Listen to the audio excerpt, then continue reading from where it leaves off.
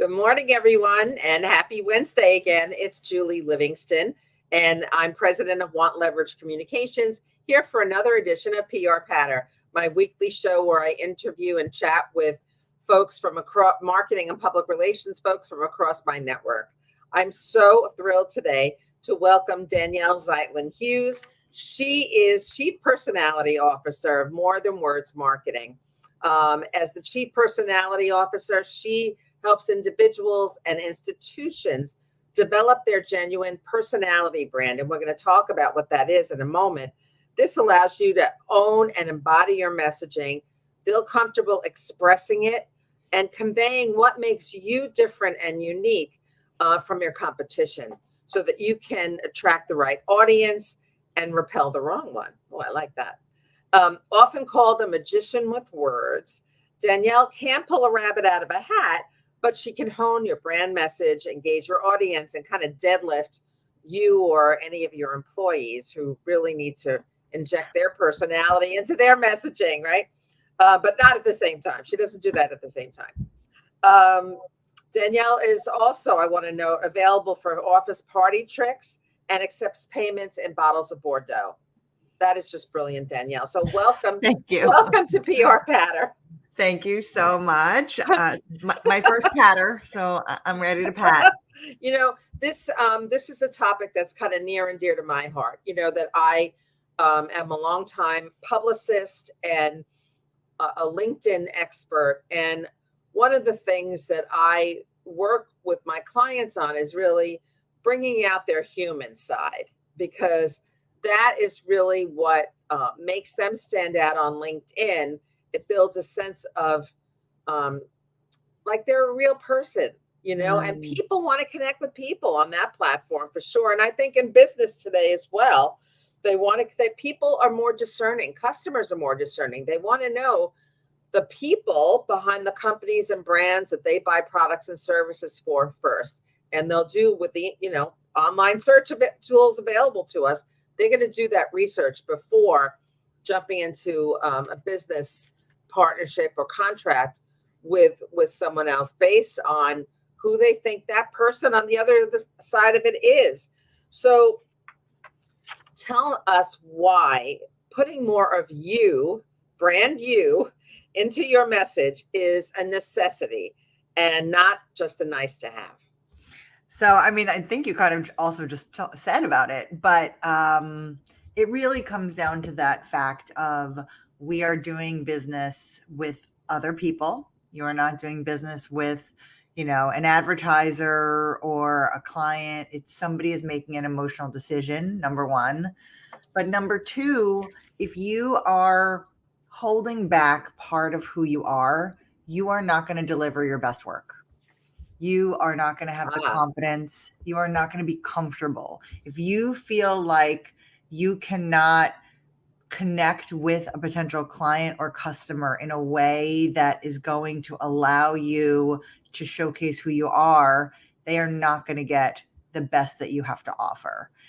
And also, I mean, for most of us, especially if you have your own business, we all went into business so that we could work with who we want to work with. And if you are not putting some of your personality out there, you're likely attracting anybody and everybody. So you're not it's not like attracting like, it's you attracting whatever. And then you have to spend all this time vetting to see if you can find the right people. But if you put some of yourself out there, you're going to have your message do the vetting for you. Your message. Love that. Yeah. Like that is the goal and we know that we are going to, like you said, repel some people. We're not offending people. There's a huge difference there. We're just repelling. Some people are going to come and look at your message and say, this is not my person. Great. More room for the people that are like, I love what they have to say. I need to know more. And what kind of relationship might we have if we work together? I've seen this in action so many times, Danielle. I do LinkedIn content strategy and ghostwriting for a chief customer officer at a Fortune 500 company. So she doesn't really always get to have FaceTime with her team members. There are so many thousands of them. But through the content that I've been creating, And we've been able to really embed aspects of her personality in that content through the language we use, by using colloquialisms that Mhm. she uses that are authentic, right? Yep. People actually go up to her. People she's never met on her team will go up to her now and say, I feel like I know you. And that's the hugest compliment. I That's would like the magic. 100%. If somebody says you're exactly what I expected, you have done something right. So can personality really drive profit? Like, explain that. I 100% think it can. I like to say that I was my first client.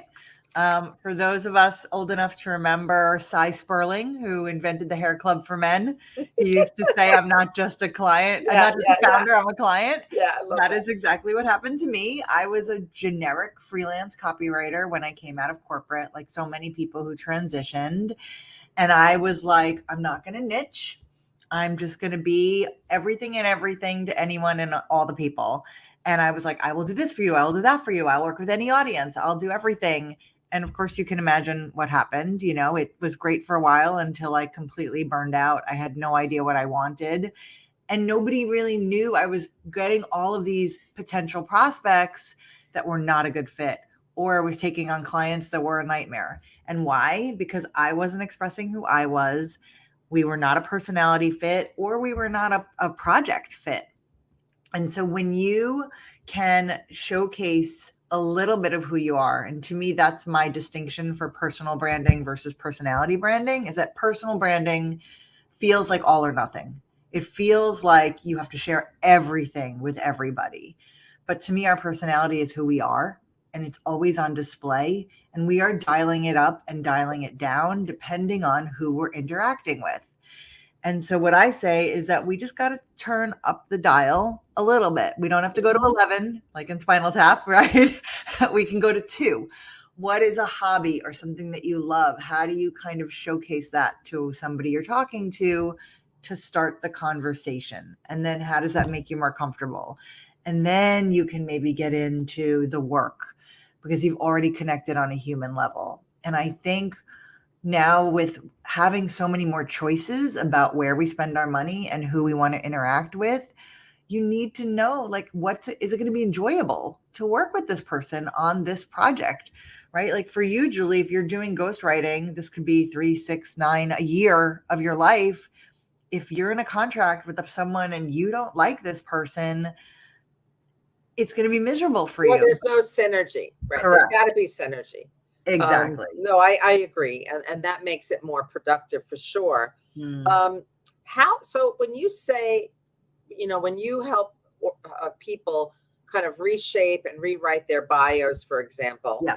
how does that messaging kind of do the vetting for you? So explain that process. And yeah, explain how you work with people. I mean, I think if you have a bio, like most people, that is seasoned executive with 30 years of experience, have done X, Y, and Z, bullet point, bullet point, bullet point, you sound like everybody.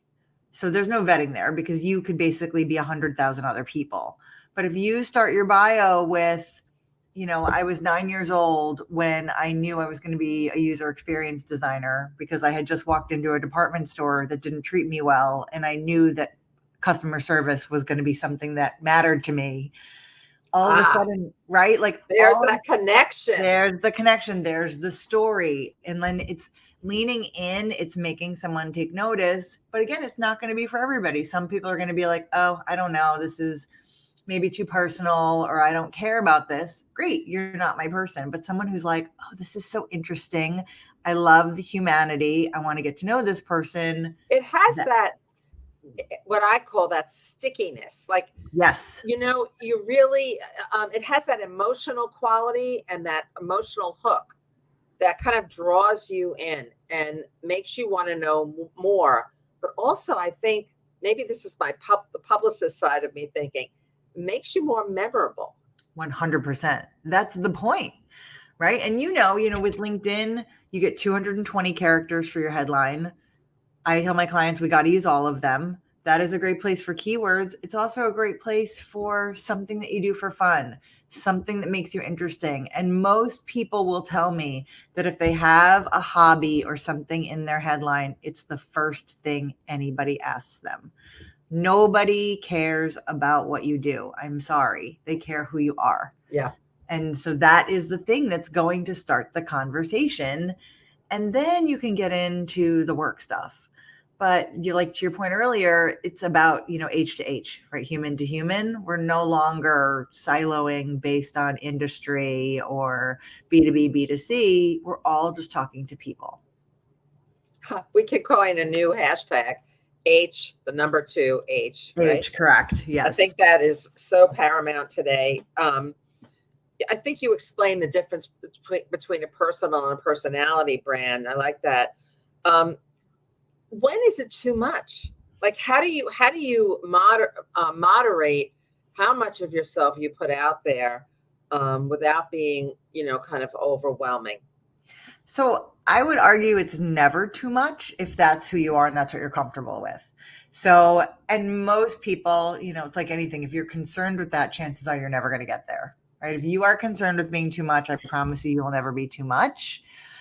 I think we have to understand what's also going to be valuable. So there could be, I'm going to tell you everything about me. How does that help a client get to know you? How does that help them get a better sense of, what you're going to deliver? Or is it just overload, right? So this is about just enough to start that connection. And then if you feel like, I'm feeling pretty comfortable, maybe I want to share a little more, and maybe I want to share a little more. And I think that is a natural occurrence of comfort level and confidence. And for me, it's like, even when I first redid my website and I had a bio that sounded a little bit more like me, it's not what it is now because I was still tentative. And then as I saw people responding and saying, oh, I didn't know that, or I love that you said this, it emboldens you to say, okay, so now what else? And, there's a lot of pushback. I hear people saying, oh, LinkedIn is like Facebook now. And I know that they just redid the whole, I agree. And I know they just redid the whole algorithm to quote unquote solve for that. But I have not really found that. I have not found that is, but I have found that people are being a little bit more real and honest and vulnerable. And I think that is endearing a lot more people to them. But this isn't like time for you to go on a rant and say everything about you. It's what do you want to talk about? What are the things that light you up, that you think get you excited, that you would love to talk to another human about? Those are the things that we put in our profile. Yeah, I think that's great. And you know what? The good thing about digital media today is that you could always update it. Nothing is written in stone forever, as it used to be 100 years ago. You can always, in fact, in this conversation that we're having right now, you just prompted me to develop some new ideas for my own LinkedIn About section. Yay. I'm going to add a little bit more of kind of my backstory, which I've been writing about, for my own edification. I do a lot of personal writing, and sort of I've been capturing my own history and how I became an entrepreneur. And I realized that it started when I was a kid, and I didn't realize that. I didn't connect those dots. So I'm going to fold that in. I think that's a great idea. I love that. I love that too. I know you do a lot of workshops on this, Danielle. How do you start? Like, how do you teach people to inject more of their personality into their messaging so that they can then attract more clients? So to me, the personality is actually the second step. Okay. The first step, what most people are missing, is their positioning or their value. Most people do not clearly articulate who they serve, what makes them different, and the benefit or the payoff that their client or customer is going to get. So my first step with all my clients is that clarity, right? Who are you trying to serve? And also, what do you actually want to be known for, and what do you want to be doing? So many people hang on to what they've done in the past, and they feel like they have to showcase everything, but they no longer want to do 90% of everything they've ever done. And so we got to winnow it down and focus on where we want to be. And then once we have that clarity piece and we feel really comfortable with, okay, this is who I am, this is who I'm going to serve, this is what they're going to get, then we say, okay, so now is there something in my story, right? Like there's something from childhood that I can bring in that kind of Yeah. makes sense to connect the dots? Is there something about my hobby or passion and the way I think about that also ties into how I approach my job or how I think? Because I think a lot of this is getting to the crux of how we think, not just what we do. And so many of us, how we approach our hobbies is how we approach our jobs, and we don't even realize it. Yeah. Yeah. And it's just, I think if I'm hearing you correctly, you can pepper in certain words and phrases that really illuminate those qualities without hitting people over the head all the time. Exactly. Yes, correct. This is not just a dumping ground for, you and everything you've ever done. We're not writing a memoir. We're not having a soliloquy. It's the start of a conversation, right? It's like a dating profile. You got to give somebody something so that if they want to reach out to you, they have something to respond to. But we don't need to inundate so much that you're like, I'm overwhelmed and I don't even know where to begin. So, yes. Yeah, no, I think that's great advice. And what about those people who might be watching who have a real hard time with this, who have a real hard time kind of exposing who they are? They've been hiding behind that corporate veneer for years, and it's hard for them. People, especially women perhaps, who work in male-dominated industries, who feel that they have to conform a certain amount. I mean, what's your advice for them? So it's a baby step, right? I mean, nobody's going to, again, we're not like walking out of the building, like shaking off everything and all of a sudden transforming. But my first prompt is always, if you're stuck in an elevator with someone, what is something that you're comfortable talking to them about that you could easily talk to them about for an hour? And it doesn't, and it's not going to reveal anything about you. Again, it goes back to the hobby. Is it, are you really into comics? Are you a huge movie person, music person? Do you knit? Are you run races? What is something that if you found someone who did that, you could talk to them about? That's the first baby step there. But I would also just encourage people, when you're living under the corporate veneer, right, you have been pretending to be someone you are not. And you have been filling your bio with job titles that are not about you. They were written for somebody to fill a role. You just happen to fill that role. Yes. So we are trying to put our own stamp and embody the things that we have done and take ownership of them in a way that makes us more unique. So you're not going to shake off the corporate veneer right away, for sure, right? It's like people that still put 2 spaces after a period, and I will forever edit till the cows come home, and people are like, I can't help it. I've been doing this my whole life. One day you'll get there. It's just going to take a long time. I better check how many spaces.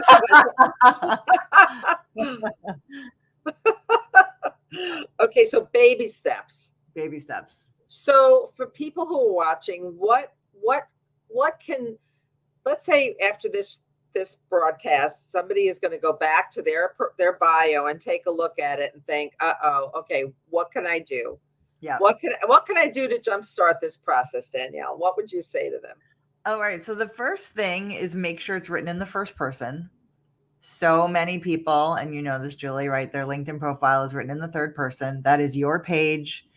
Again, you're inviting people to get to know you. So if you change it to the first person, that's also just going to dramatically change it instantly, and it's going to feel more warm and more welcoming. But the next thing, again, is what's that hobby? What's that passion? What's that thing that you want to include? Even if you just put it at the end of your title, or at the end of your about statement that just says, when I'm not doing X, Y, and Z, you can find me, whatever. Right? I like that. I think that's a good way to kind of just start the process, right? Exactly. Yes, correct. Just insert that little bit about you, and you'd be surprised how much people remember of that. I was actually having a client prospect call a few weeks ago with an attorney, and I forgot how this even came up, but I said that I love going to live theater, and I go often in New York City because that's where I live. And we ended up getting off on this whole tangent about theater. And I'm sure that's what he kind of remembered about our conversation. But he also remembered that he enjoyed speaking to me, that we had Rapport. a rapport. There was a lot of value in the other things I was talking about in terms of my work.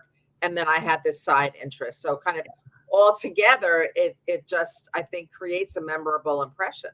And the theater probably warmed him up to you. Yeah. Right. So instantly you guys are talking about theater. You could spend, an hour just talking about theater and what shows have you seen and oh my God. And then you feel this connection with this someone, and then you're more than halfway there in wanting to maybe work with this someone. And now it's just that last little piece of, okay, let's get down to brass tacks. But if you had just started with the brass tacks, you'd be here as opposed to here. Exactly. Danielle, how can people get in touch with you? They can find me on LinkedIn, Danielle Hughes. They can come to my website, which is morethanwordscopy.com. My business is More Than Words Marketing. My website is morethanwordscopy.com. Yes. Those are probably the best places to find me. I have a newsletter that goes out every other week, and I have a guest newsletter, and Julie is going to be my next guest poster. So that's exciting. Yeah, lots of ways. Okay, great. Well, thank you so much. This has been a terrific conversation with lots of valuable takeaways. I hope you'll come back sometime. And I'm going to go and look at my bio right now. I would love to come back. Thank you so much.